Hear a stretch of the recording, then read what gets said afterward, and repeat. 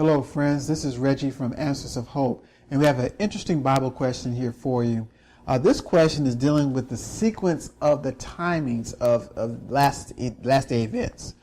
Basically, is there a sequence for the timing of the end times? There's a sequence of the events that are going to happen at the end of time.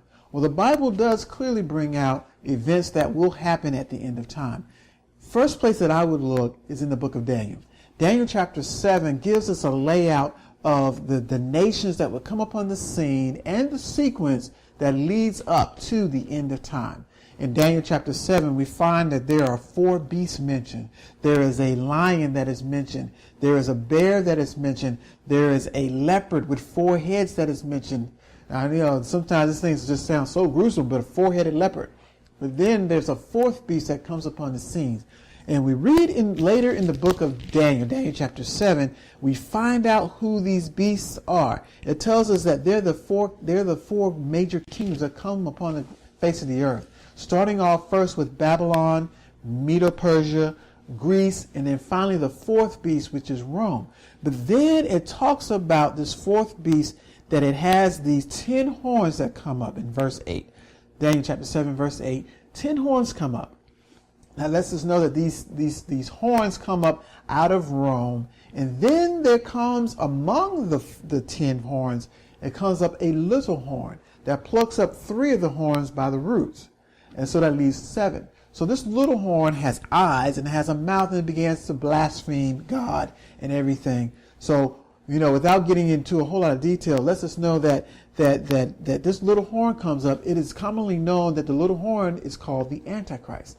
The Antichrist comes up in Daniel chapter 7, verse 8. And then as Daniel is looking at this vision, he sees in verse 9, he sees thrones that are being thrown down. And the Ancient of Days comes before. And then from before him comes the Son of Man, someone who is like the Son of Man, who comes before the Ancient of Days.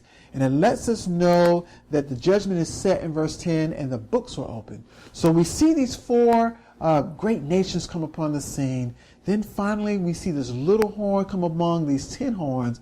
And then we see the judgment scene. The judgment scene is set. Then after the judgment scene is set, then we see the Son of Man, the Messiah, Jesus Christ, comes upon the scene. And so it lets us know that there is this sequence. These 4 great world nations and empires.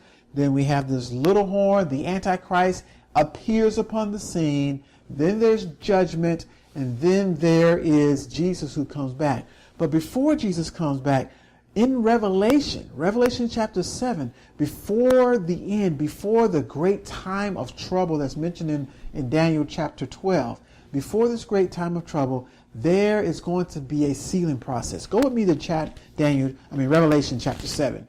Revelation chapter 7. There's a great sealing time before the final events, before the final judgment comes upon the earth. In Revelation chapter 7, it says here in verse 1 that I saw, and after these things I saw 4 angels stand upon the 4 corners of the earth, holding the 4 winds of the earth, that the wind should not blow upon the earth, nor the sea, nor any tree. And I saw another angel ascending from the east, having the seal of the living God. And he cried with a loud voice to the 4 angels to whom it was given to hurt the earth. Now we see here, this is the final calamity. It's about to come upon the earth. He's saying that he sees this angel about to hurt the earth. This other angel comes and says, hurt not the earth, in verse 3, neither the sea nor the trees, till we have sealed the servants of our God in their foreheads. And then John hears the number of them called the 144,000. And we're not going to get too much detail. Everybody's always wanting to know about who are the 144,000. Is it literal or is it symbolic?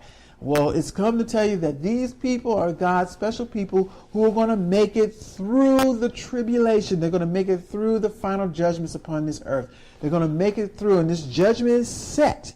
And these people who are living upon the earth are going to make it through this time of trouble because they are sealed. And friends, if you and I are living during this time, we want to be sealed. We want to be sealed by the seal of God. And if we make it through this time of trouble, we will make it through. If we are sealed with the seal of God, we make it through the mark of the beast crisis. we make it through, and then we see Jesus coming through the clouds of glory, and we look forward to seeing him, and we say, lo, this is our God. He has come back to take us with him. He is our God, and we are his people. And so I'm looking forward to that great hope when we will see Jesus appear. But before that time, we must be sealed. So friends, take a look and get sealed.